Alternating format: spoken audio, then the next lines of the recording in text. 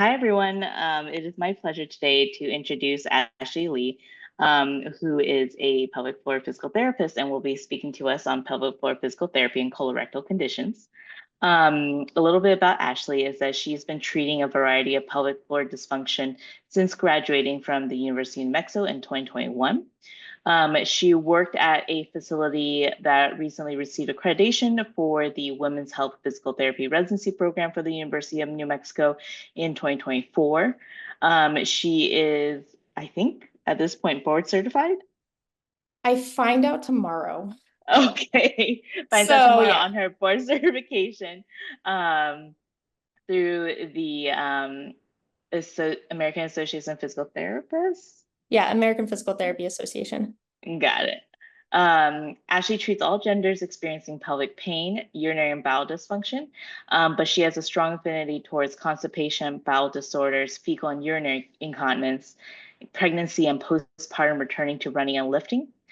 She enjoys creating an empathetic atmosphere with her patients as they discuss sensitive topics, and she utilizes manual therapy techniques alongside a holistic approach by discussing nutrition, lifestyle changes, and creating patient-centered goals. She believes that our mental health and how we feel our bodies are just as important as our physical health. And so I will turn it over to Ashlee to talk to us about pelvic floor PT. Awesome. Thank you, Joyce, for inviting me to talk with all of you. I'm very excited about this. I love working with other professionals and really just trying to create this interprofessional relationship that really, as a pelvic PT, we like to think of ourselves as kind of the quarterback as of the patient, being able to help them navigate the field. And so Joyce already mentioned a little bit about me there. So we'll just kind of jump into what the heck is pelvic PT. And so I will say I am speaking from a physical therapist point of view. There are other pelvic floor rehab providers out there, such as occupational therapists. But I will be speaking to you as a pelvic floor physical therapist because they have a different way of treating things as well.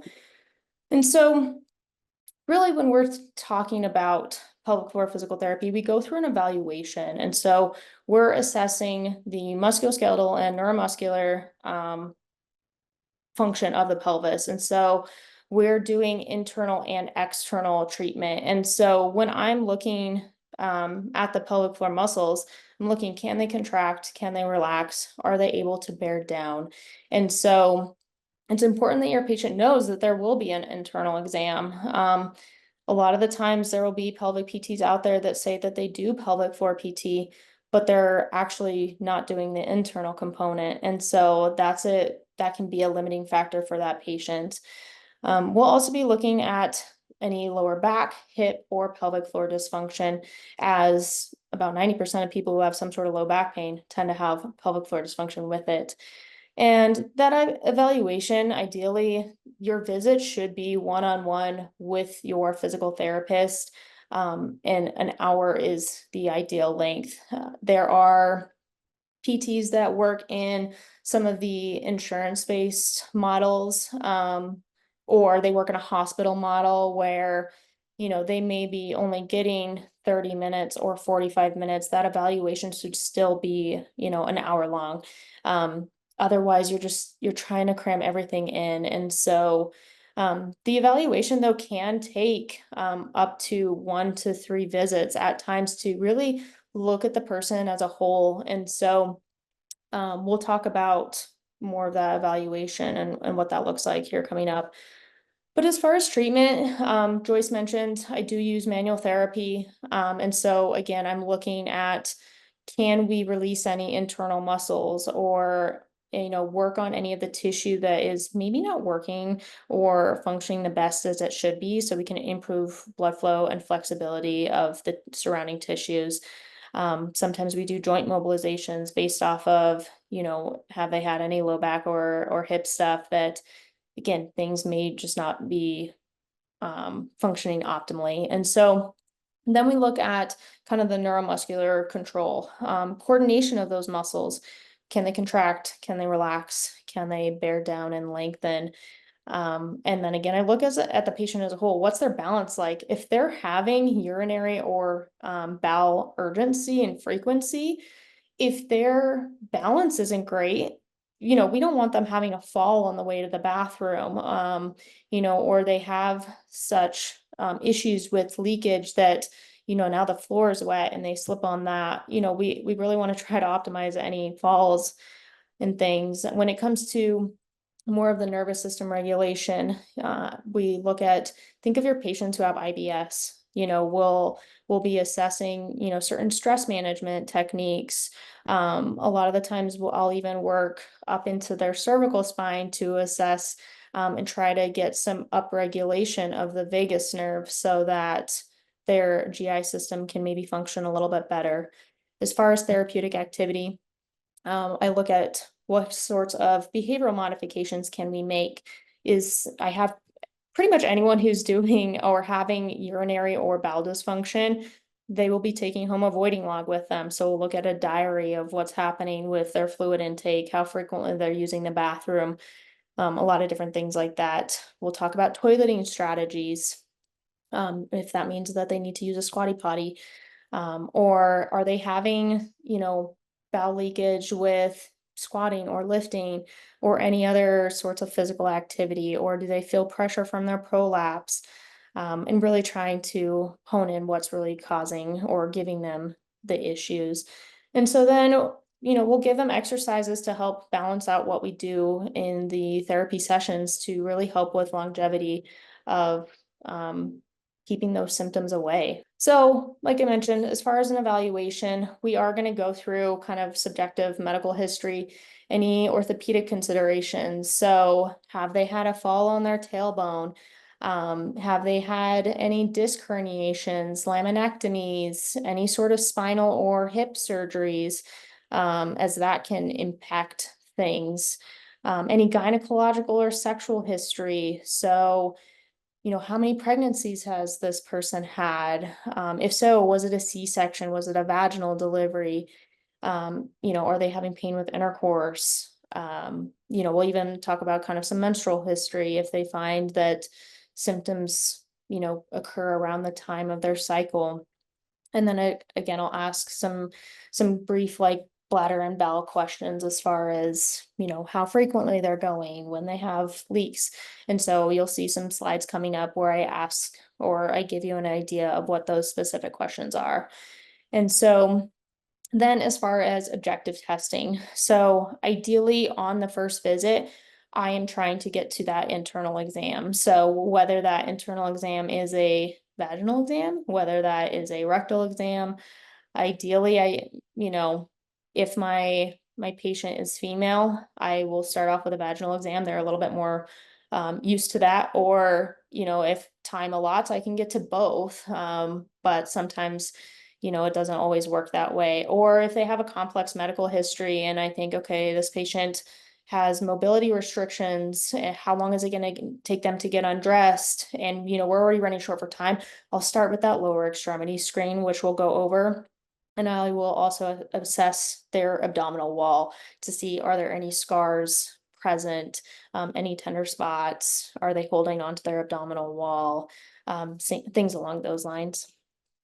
And so this is just a brief, probably similar to maybe some questions that you guys may be even asking. So gives you a brief synopsis there, some bladder history.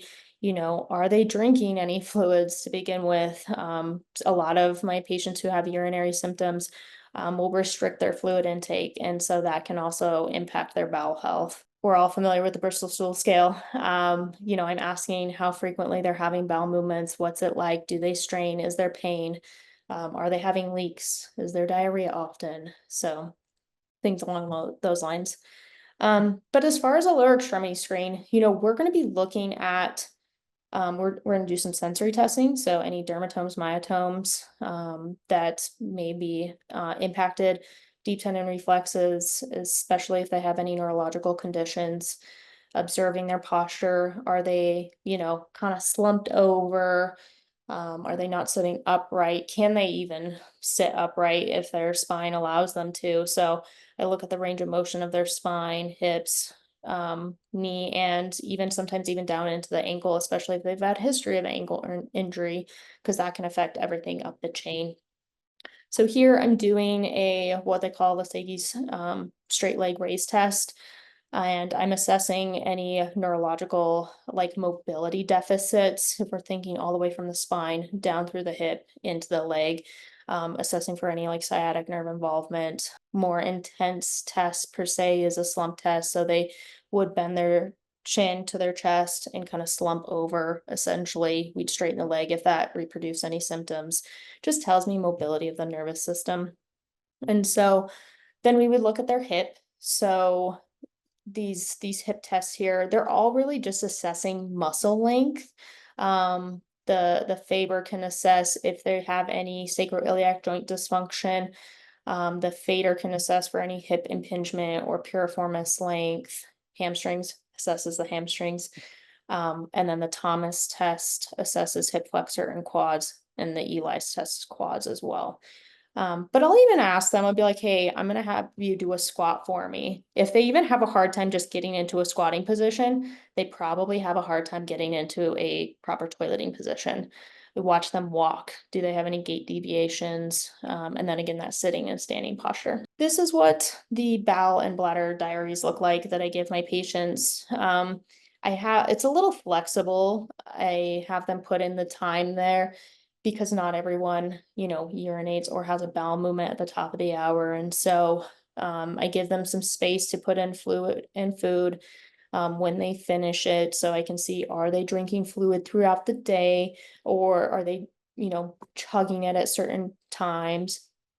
And then they do get a Bristol stool chart. So they'll tell me what their bowel movements look like.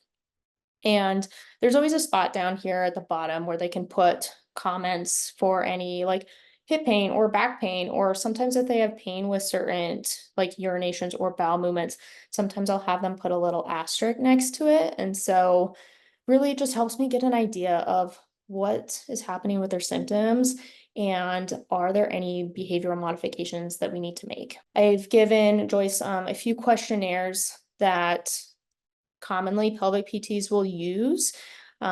Sometimes it's what does insurance want us to use to be able to show that we're making progress with patients. So that can be whether it's an objective or subjective questionnaire there based off of what their symptoms are. But more importantly, you guys want to know, yes, we do internal exams, but it's rather different because we're looking at the muscles and the system as a whole.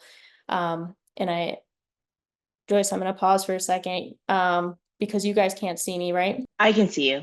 You can see me. Okay. Because I Mhm. was going to use a pelvic model to actually use this. So if Yeah, you guys we can can see see you that. on the stream too. Mhm. Okay, perfect. So because I want to give you guys a brief idea of what the education is that I give patients. So I'm removing all the organs here. And so, I'll tell patients, I'm like, yes, there's a reason that I'm asking, do you have a history of back pain? Do you have a history of hip pain? Because your pelvis sits in the center. And so when we're thinking of what's happening at the abdominal wall, what's happening when you cough or sneeze, is that abdominal wall coming out? If so, that means we have a difficult time at managing intra-abdominal pressure, because those nerves do come back from the spine, connect up into the front of the hip, can come down and on the back side. And so I really try to help them understand the connection to some of their symptoms with some of their orthopedic symptoms as well. And so I tell them, there's a muscle that attaches to the front of your sacrum. It's called your piriformis. Comes down, wraps around to your hip. Underneath that is your sciatic nerve, which a lot of patients are like, oh, I've heard of that one or I've experienced it. And so the nerves that come out from the sacrum connect into that sciatic nerve. And again, I'm not getting into the nitty-gritty details with how that tortuous route is for the pudendal nerve, but I tell them, I'm like, it comes underneath and, it's in charge of your pelvic floor muscles, your bladder and your rectum. And so when I do my exam, I'm looking at externally what's going on. So I'll say, okay, I'm gonna have you do a Kegel. I'm looking to see, do those muscles pull up and in? Do they relax? And can you bear down? Some of your older population may be a little hesitant to do the bear down based off of any symptoms, if they're afraid of passing gas or passing stool. And so we do work on that biopsychosocial component with that. And so I look at, okay, does that perineal body, is that elevated up and in? Sometimes even just looking at the perineum, I can tell already what's, I can kind of predict what's going on. We also we look at vulvar tissue health, if the patient has a vulva. And so, I usually will think of your perimenopausal or menopausal folks that if they are experiencing any like genitourinary syndrome of menopause, if they're having urinary incontinence or urinary urgency or frequency, any dryness, you know, topical estrogen can be helpful for some of those symptoms. So I look at the vulvar tissues to see if there's anything going on there as well. But ultimately, I like to tell the patients, like, the pelvic floor is springy like a trampoline. It should be able to contract, relax, lengthen. If you've ever jumped on a stiff trampoline, it's not a fun time. And so, we want to make sure that we have good coordination of those muscles. But when it comes to that rectal exam, I am looking at, the ability for, is the external anal sphincter contracting, relaxing? Have they had any history of any obstetric anal injuries? And then also, I'm looking at when they do a Kegel. So we've got the rectum here. Unfortunately, this doesn't come off. But I'm looking to see when they contract the muscles, they contract hard enough, is that internal anal sphincter turning on? When I apply pressure to that internal anal sphincter, is it hypersensitive where I barely even push and they're instantly, oh my gosh, I have to go to have a bowel movement? Or is it, I'm like pushing and pushing, I'm like, okay, when are we going to feel something? And so then maybe a little bit more hyposensitive. So gives me an idea of what's going on with their symptoms there. And so also not all physical therapists treat all genders. And so, I treat both genders. Anatomy is the same. The only thing that's different is the external genitalia. And so you got to make sure that if you're referring male patients, you got to make sure that your pelvic PT is okay treating male patients. And so again, can be a transvaginal exam and or a transrectal exam, ultimately probably both if they're having bowel issues. And so that can be with the patient laying on their back, stomach, laying on their side, on hands and knees, or in a standing position. The standing position I like to do with a lot of my patients who are experiencing any sort of prolapse, because you can imagine if gravity is impacting that, them laying on the table, they're not symptomatic then. You put them in standing and you find a whole plethora of different things that could be potentially happening. And so usually they're given a gown at that point, if the clinic has gowns. Otherwise, they just wrap the sheet around like a towel. So I already mentioned we're looking at those muscles. Can they contract, relax, bulge? I'm looking at some of those deep hip rotators. So the obturator internus, I'm looking to see if there's any tenderness through those muscles, any hypertonicity, and really what's going on even with the abdominal wall. So pelvic PTs, we will use both hands. So I will do some internal treatment while I'm doing external treatment. So I will do bimanual work. So if someone even has like a C-section scar, I can get up kind of around and work both ways. Or if they have, I get them laying on their side, I can kind of give certain compression to certain parts of the body and see, okay, what's happening with those tissues when we're manipulating them. And so you might see if your pelvic PT is giving you the plan of care, they're sending it back to you, and you see where their assessment for the pelvic floor is just a bunch of numbers and slashes. That's them using the perfect scale, which doesn't tell me a whole lot, to be honest. So the perfect scale, you may see that. So this is down here, the documentation. So where it's like a 3 and a slash and some other numbers, we're going to go over that. But you may be familiar with the Laycock scale of, okay, they contract their muscles and they relax the muscles. What is the strength of that? And so, as far as that's kind of the P is the power. The endurance, we're looking to see how long they can hold that contraction for up to 10 seconds. This may be harder for your older folks. And so then we're looking at the repetition. So repetition of being able to hold that contraction for that certain amount of time with a 4-second rest in between. Again, we want to be able to see endurance, but I always like to draw it back to function, especially like these quick flick ones. A lot of the times people don't have great coordination of their muscles. I might test this maybe with more of my athletes of like quicker contractions, but otherwise they're contracting for a second and relaxing for a second. So that's where this every contraction timed comes into play. So really when I'm doing it, I use components of it. I'm looking at the strength. I may do an endurance test, but if they're already having a hard time relaxing the muscles or contracting them, I'm not going to set them up for failure by having them do a bunch of quick contractions and them getting frustrated. And so some other things that I'll look at when I do the internal exam is I will have them cough. And so I'm looking, is there a lift of the pelvic floor muscles up? Is there, or what I commonly will see that is this like paradoxical, when they go to cough, the pelvic floor muscles come down. And so that tells me we have a hard time managing intra-abdominal pressure. And I'll commonly see when they're laying down on their back, their abdominal wall will come up. And so I'm looking at, can they time that contraction of their pelvic floor and their core, especially if they're having prolapse symptoms. So the treatment room, when they're set up, this is what it would look like prior to an internal exam. Our treatment tables, we can move up the head of the bed. We can also raise them down or up. Some PTs have some really fancy tables that have maybe some things that come out onto the side so that people can support their legs on. And so every table is going to be a little different, but generally this is what this should look like. We use towels or sheets for draping. And so, usually the patient is disrobed from the waist down. If we're going to be doing something standing, again, we may give them a gown if we have gowns in the clinic. And so they may come into a treatment room that looks like this on the left initially.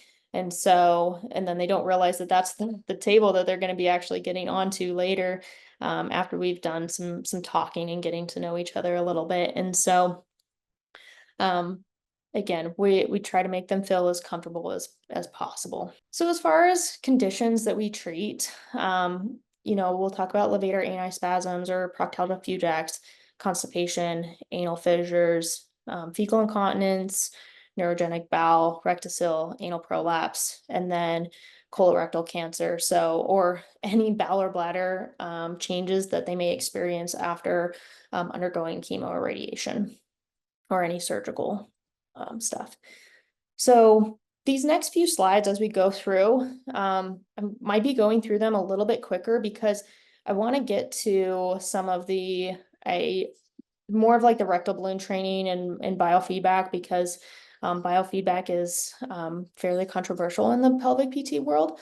And so we'll talk about how it's a tool and how it should be used.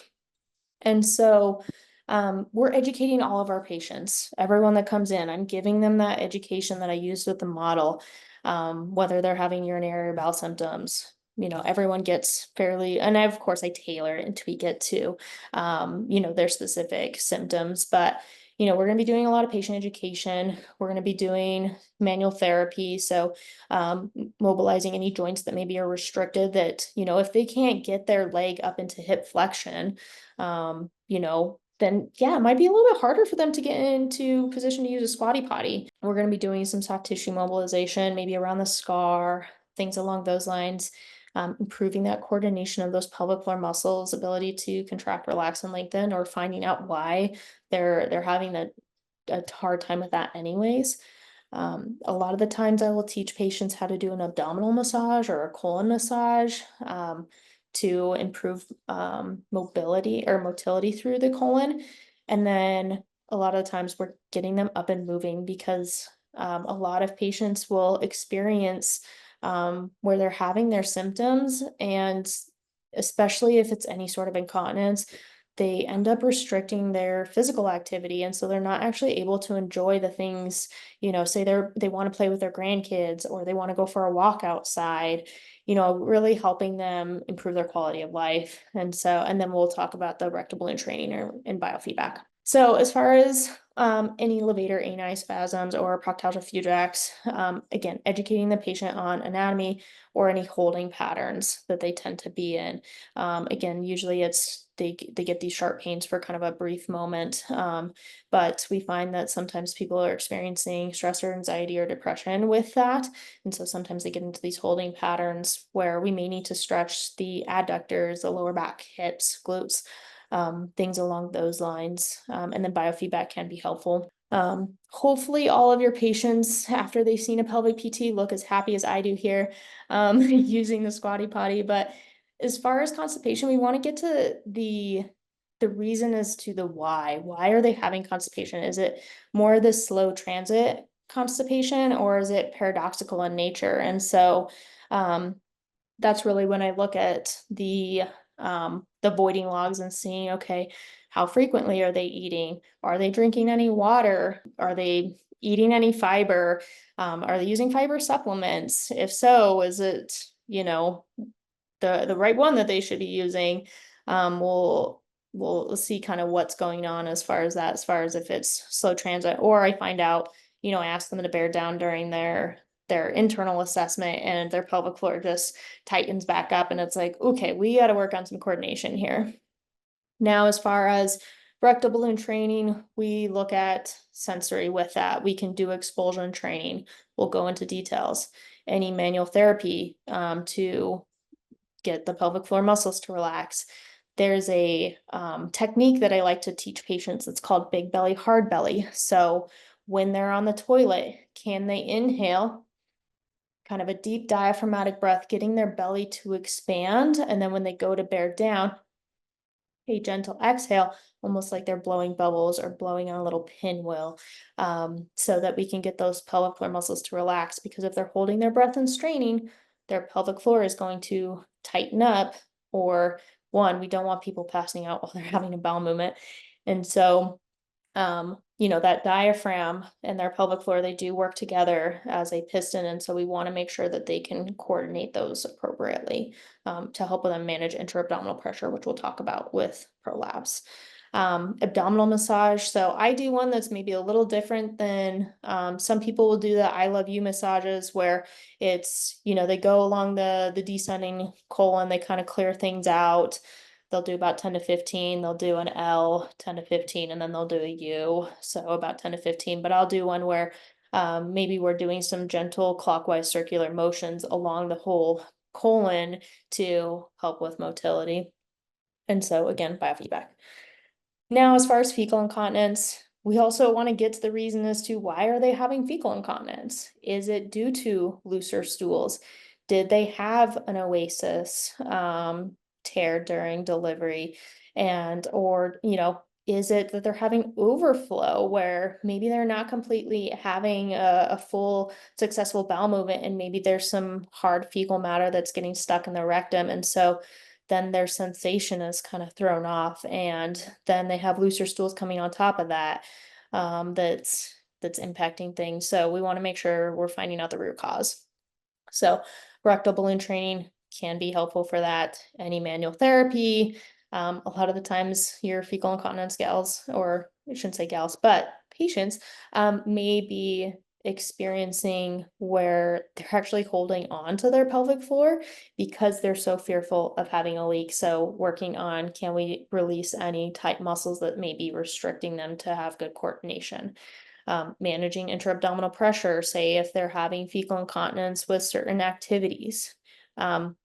One of the techniques that I like to teach people, especially for fecal urgency, is I want them to start to pay attention to when maybe they're feeling that urge. Is it maybe shortly after they've eaten? Is that gastrocolic reflex turning on? And, maybe they're not making it there in time. And so I start with this holding on technique where they feel maybe that urge coming on, they go to the restroom, and they're kind of just waiting. They're holding on to see if they can improve their pelvic floor strength, but if they're having a lot of these like clustering bowel movements where it's like they're having these back-to-back sequential movements where it's not even a whole lot coming out, then it's okay. When you feel that urge, I'm going to have you go sit on the toilet, and I want you to actually try to hold back that fecal matter for about a minute. Okay. And then they'll try that, and then they may be unsuccessful the first time. They just slowly work towards that. And then that way they can, the stool as it's coming down into the rectum, they can have more accommodation and maybe have a better bowel movement. And so as they're doing that, then they might get a little bit more confident. Okay, now this time you're able to hold that for a full minute. Now I'm gonna want you to sit at the edge of the bathtub and maybe wait. And then progressively they get farther and farther away from the bathroom, and they can actually help delay that urge a little bit more, so that when they do, or when it is maybe, okay, yeah, I feel like this is going to be a bulkier bowel movement, then they can actually get there and completely empty. Now, as far as neurogenic bowel, this is a broad spectrum of neurological conditions. So anyone with a spinal cord injury, Parkinson's, multiple sclerosis, anyone who's had a stroke, those are just, a few to name that we can help them with. So again, we'll start off with a bowel program. Those that have an injury above T12, usually we're teaching them how to do like digital stimulation to help them have a bowel movement.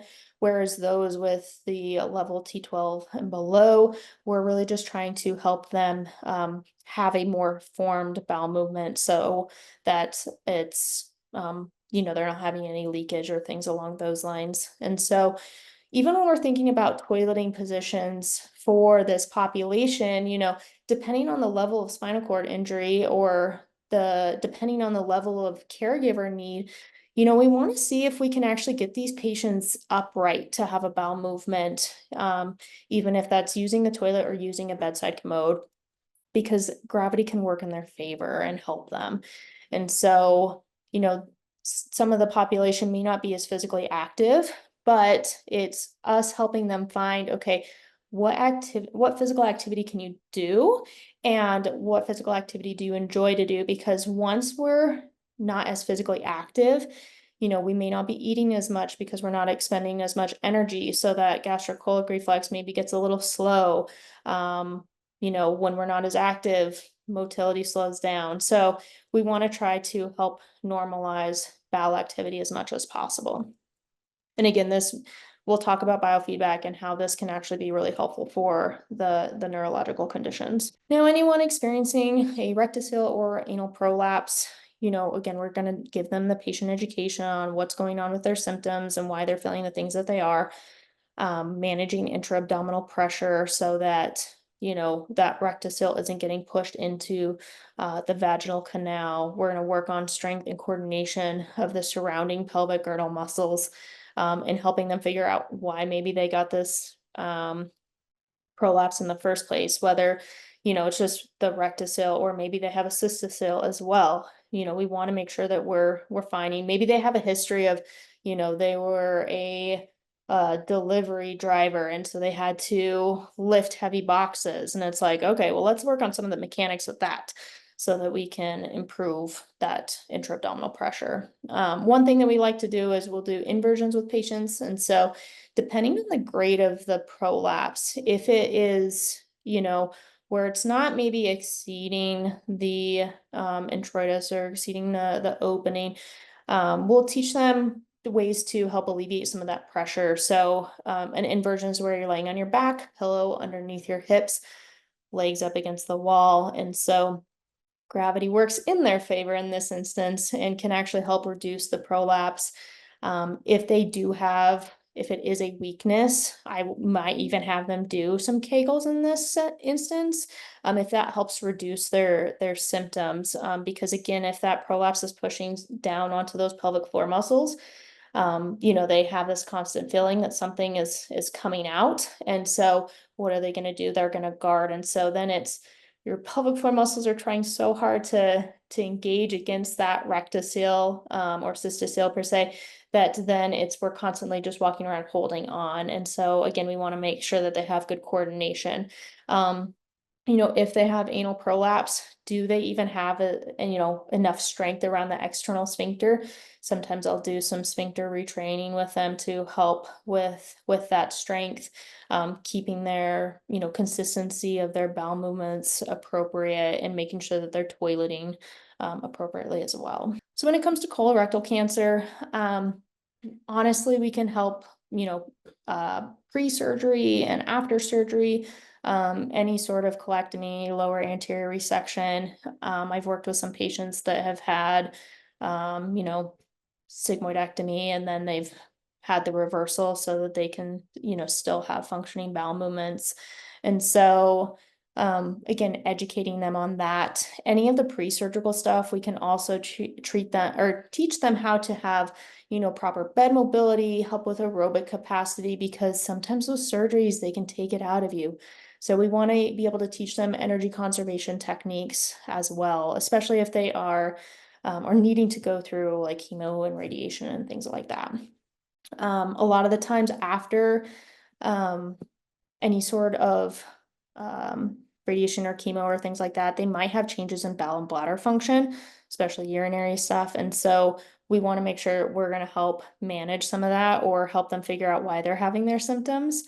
And then as far as manual therapy, I've given you a few little options here.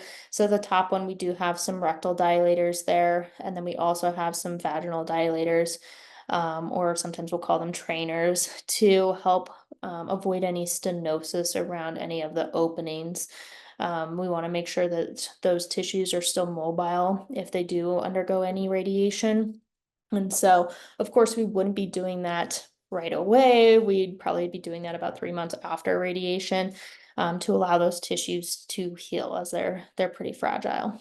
Now, again, cancer sometimes can spread to lymph nodes. And so if lymph nodes are involved, or if you're having any of your patients have complaints of, their leg feels heavy, that you can visibly see that there is swelling in the lower extremities, or they're feeling, sometimes even you'll look and they might even have some swelling through the genitals. That's where finding a lymphatic therapist, or what we'd call a CLT, a certified lymphatic therapist, to do manual lymphatic drainage. And again, that can be a PT or an OT. I'll talk about how to find those as well as PTs. And so again, those are some things that we can help with, if you have any takedowns or for surgery or thing like that. So now we get to biofeedback. So as I mentioned, this can be kind of controversial in the pelvic PT space. And so I've given you a few different images here. So the one on the bottom left is your internal rectal probe. And then the middle one, there's the vaginal, or it's a partial periodometer. And then on the right there, we've got the surface electrodes there that do EMG, so electromyography. And so those are commonly what you'll see as far as biofeedback. But there's so many other options for biofeedback as well. So there's the intrarectal balloon training. If the clinic has real-time ultrasound, that can be helpful for patients because you can do that transabdominally or transperineally. And so the transperineally, you can actually have the patient in supine, or if you have access to a commode, you can have them practicing bearing down techniques for toileting, where the patient sometimes will start to pick it up because they can see their pelvic floor muscles relax. But the cool thing is you can actually see the anal rectal angle change. And so sometimes people will pick up on that. But if you don't have access to a commode, then you're stuck, transabdominally, because you can't do that in sitting. So that's one thing that can be helpful. When you're doing the rectal balloon training, one thing that is nice, since we've talked about commodes, is sometimes you can actually hook them up with the perianal electrodes and do rectal balloon training to do expulsion training, which we'll talk about. And so then you get multiple forces or sources of biofeedback for patients. And so one that I commonly use though in the clinic as well is just using a mirror. Your patients will commonly have a mirror at home or a handheld mirror. And so I always ask them, is that something that they're interested in the clinic? Some people are like, no, let me look at home first. You'd be surprised how many people don't look at their perineum. You know, it's just another part of our body. And so when we look at we'll use the mirror in the clinic to help them understand their anatomy, as well as what we're seeing when those muscles contract, relax, and bear down. So there are pros and cons. Pros, again, it can be beneficial for certain populations, so your neurological conditions, anyone with a spinal cord injury, and especially your pediatric population. Now, I do not treat pediatrics, but of course, you know, that can be a device. I know some clinics that they are treating peds. Sometimes they have like this little bicycle that has sensors in it that, you know, the kiddos will be playing on. But of course, we're not doing any internal exams on children. And so that can be a good population that it's for. Can help them understand how to coordinate their muscles with visual and or auditory feedback from the device. But more importantly, if biofeedback is used, it should be in conjunction with pelvic floor muscle training by a pelvic floor.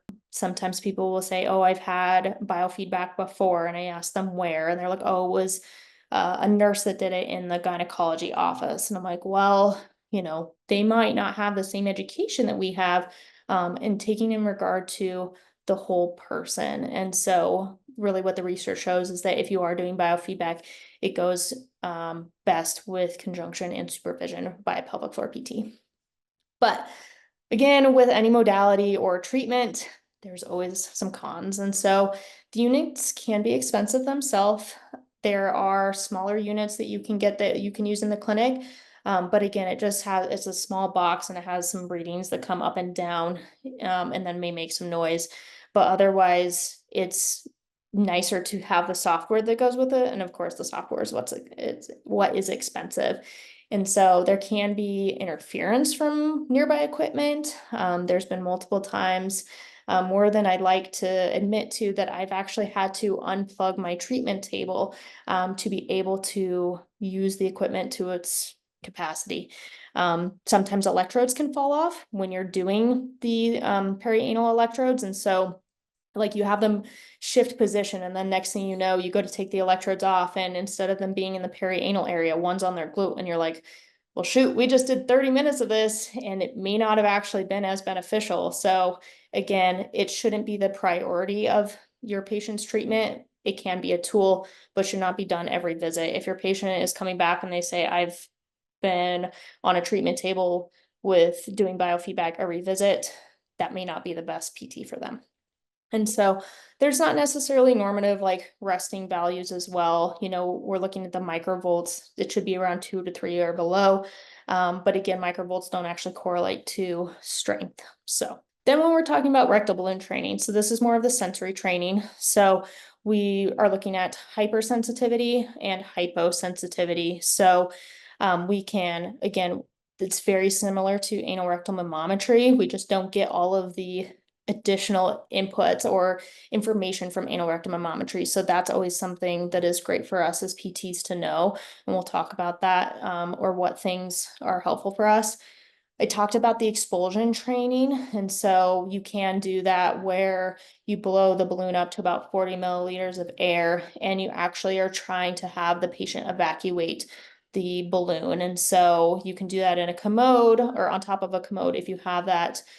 You can do it side lying, but again, I like to try to make it as realistic as possible. And so we're looking at reasons why that expulsion isn't maybe working. Maybe they're not having that adequate push effort. They're having a hard time getting their external anal sphincter to relax, or they're having that paradoxical contraction. I have provided a YouTube link here. It is Susan Clinton. She is a doctor of physical therapy and very well known for bowel dysfunction in the pelvic PT world. So helpful things for us to know, anal rectum mammography, defecography, all of these tests are really helpful for us. One that I feel like is getting more talk in the pelvic PT space is the endoanal ultrasound. So if your patient has had a grade 3 tear from an oasis, was it actually a grade 3 tear, or was it actually grade 4? Because there are those 3 different layers of a 3rd-degree tear, whether it's a 3A, 3B, 3C, depending on how much of the internal sphincter was damaged during that delivery. And so the endoanal ultrasound can give us a better idea if they had, when they had the external sphincter repaired, was it a connection or did they have an overlapping surgery? Because if they had an overlapping surgery, that can also help us determine their prognosis. If they had a matching up and then we look at those muscle fibers actually aren't even contracting when they do things, they may not have as good of a prognosis. And so then the pudendal nerve terminal motor latency test just helped us understand, was it due to maybe a nerve injury during delivery, or is it really just a muscle injury that we need to work on? Certain medications are good for us to know if they've had a multiple organ prolapse, any surgeries, and then specific medical diagnoses. Most people will kind of know what diagnoses they've had, but it's always good for us to know. I know we're running really close to time here, but as far as this, I've given this to Joyce. It's something that you guys can look over. And so this is a screening protocol from Nicole Cozine. She is also a leader in the pelvic PT space. And so she's created this screening protocol that I've given to a lot of my orthopedic colleagues, that if your patient has had 3 or more of these, it's more likely that they should be seeing a pelvic PT for pelvic floor dysfunction. But ultimately, you guys want to know how to find us. And so some curriculums as far as PT school may not actually have a gender health or a pelvic health course. University of New Mexico, I was lucky that they did, and I did a clinical rotation in order to actually help guide me into this field, because you don't want to just dabble. And so in order to find someone, you want to ask around. Like if you find a pelvic PT, you want to ask, what kind of certifications do they have? What kind of coursework have they taken? Because maybe they've only taken level 1, which really only touches just a little bit on urinary dysfunction, or it mostly goes over urinary dysfunction. Whereas level 2 is when we really start to look at bowel dysfunction and why that is happening. And so if they're a new grad and they've only taken level 1, get to know the pelvic PT and say, okay, well, is bowel something that you want to treat? If so, when are you going to take the course? Let me know when. Then I can start to, we can start to collaborate on patients and really help people get better. And so the certification that hopefully I will be learning more about tomorrow, if I pass that, is the women's clinical specialist, and that's through the APTA. And then there's also the pelvic rehabilitation practitioner certification, and that's through another board called Herman and Wallace, which that certification is open to all providers. So PTs, OTs, PTAs, OTAs, nurse practitioners, DO, MD, like a wide variety of people are able to take that one. And so I've given you a few websites here. The first one is the APTA. You can find pelvic PTs through there. The second one is the pelvicrehab.com. That's through Herman and Wallace. And then the last one there is Pelvic PT Rising, and that is a practitioner map that Nicole Cozine has created. And so if you go to the Pelvic PT Rising one, it might be more likely that you might find cash-based providers. You might find a few that are insurance-based, but again, talk with your pelvic PTs, get to know them. We love hearing from you guys. And then I did touch a little bit on certified lymphatic therapists. So a CLT, that can be, again, a PT or an OT. The LANA here is just the board that they did it for. And if they have that after their name, it just means that they took a board's exam for it. And so there's a few other websites there that one of my colleagues that is a CLT, she gave me those resources there. So Thank you guys so much for listening to me. Hopefully I didn't lose anyone here.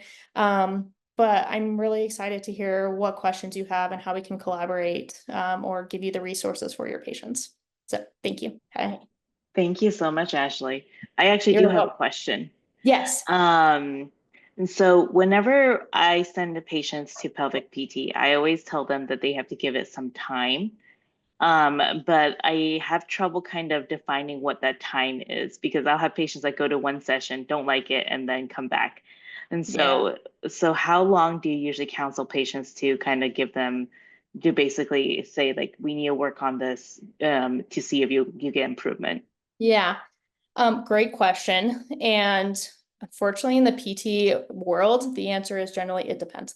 But because it can take those first 3 visits just to even figure out the whole system, but you should see at least some changes within the first 3 visits. So that is something that you can tell your patients. If they're not seeing any sort of, and it doesn't even have to be like a huge change. Like they could be like, I had a formed bowel movement. Great. We love that for you. But it's not going to be drastic changes like right off the bat. Sometimes it is. But at least giving them the first 3 sessions to see if we're making some changes, there should be some changes.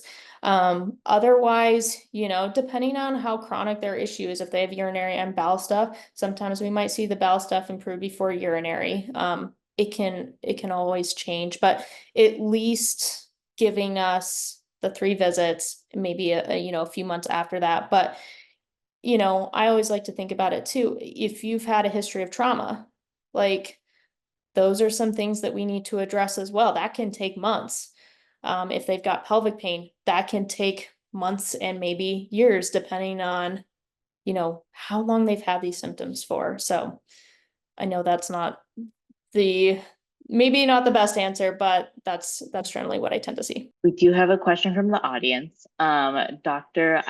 Aisha Akhtar asks, thank you. What do you do for people who are having a strong gastrocolic reflux? So in regards to maybe like a dumping syndrome? I think so. I think like kind of, I think Dr. Akhtar, let us know if we're not answering it properly. But I'm guessing like kind of like just like a strong reflex in terms of like between yeah, Between exactly. I meals. think Yeah, so in that regard, if it's like that gastrocolic reflex kicks on pretty fast after they've had a bowel movement, um, you know, I always think about, is it they're having like bowel urgency afterwards? Because in that case, if it's they're having bowel urgency, then I try to teach them that holding on technique of so that they can have maybe a more complete empty. But as far as some of the gastric emptying sort of things, I like to kind of get a better idea of what their like what's their history of GI symptoms. Do they maybe have they had any gastric bypass surgeries? That's something that I tend to think about, but um, I may have answered that. But please let me know if I haven't, because if it's yeah, they're having these like quick bowel movements because that reflex is turning on a little bit more, then I try to think of what's the consistency of the stool, and is it more of like a fecal urgency situation. do you do any specific exercises or specific kind of like training for those folks? So again, we will do like the holding on strategy of making sure that they're, you know, waiting so that the bowel movement is a little bit more full. Um, and then again, just looking at endurance of those muscles. They need to be able to hold the muscles at kind of like a mid-level, not a max contraction, because max contraction, they're gonna peter out. But being able to hold that for at least up to maybe 45 seconds to a minute to be able to get there in time as far as kind of the urgency stuff. So sometimes it's behavioral things, but if they're having like a lot of weakness, then I'm like, okay, let's try to strengthen everything around the pelvis too to give them that support. So glutes, hip external rotators, like surrounding muscles and around those. Dr. Akhtar also asked, what's your opinion on the Emsella chair? I may be saying that Ugh. wrong. Yes, the Emsella chair. Um, I'm not a huge fan. It can be a selling point for people that, again, it depends on what their muscles are doing. It's not very functional. Because there are certain hertz that they'll set the chair at. But if someone is having issues, say with constipation, or if they're having issues with urinary incontinence because of pelvic floor hypertonicity, then having them sit on a chair that makes them do X amount, 500 kegels in a short period of time, it's not going to work well. And so I've had patients that come to me that they have done the Emsella chair, and then I have to totally unwind things for them. So it's not great for everyone. Maybe your weaker patients, but again, how functional is sitting on a chair when they're having issues, whether they're having incontinence or issues with walking? So I always like to, again, bring it back to function. Another thing that we've seen more frequently is because I think pelvic PT has really taken off, but Yeah. also we're seeing like basically a shortage of pelvic PTs. So Yep. oftentimes patients are waiting months and months to get in. What are some strategies we can kind of give the patients in the meantime to help with that?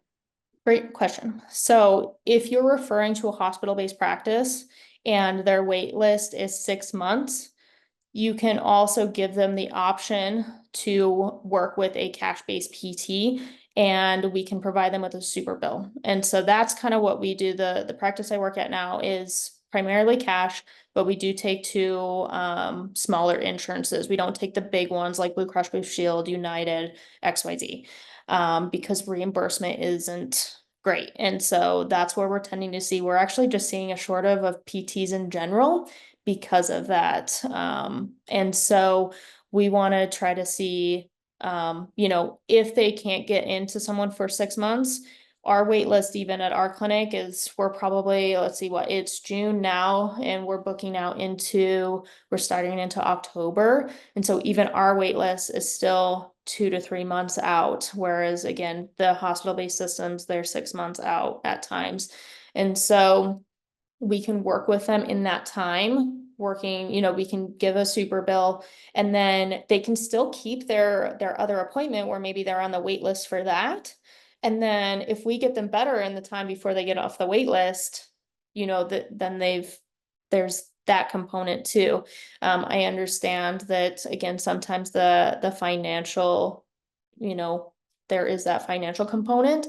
But a lot of the times we try to work with people like, you know, if you can only come in like every other week, like sometimes we'll see people weekly in the beginning, again, those first few visits to try to really kind of piece things out. And then we can see them maybe every other week and then kind of space things out if there is more of that financial component. But that's usually what I'll recommend. And so there are those websites there. That last one, Pelvic PT Rising, that practitioner map is primarily probably going to be more cash-based practices.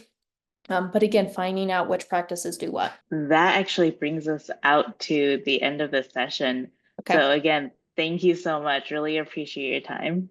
absolutely. And again, Joyce, feel free to give out my email as far as that if anyone has any last minute questions. So like, shoot, I didn't get to ask this one.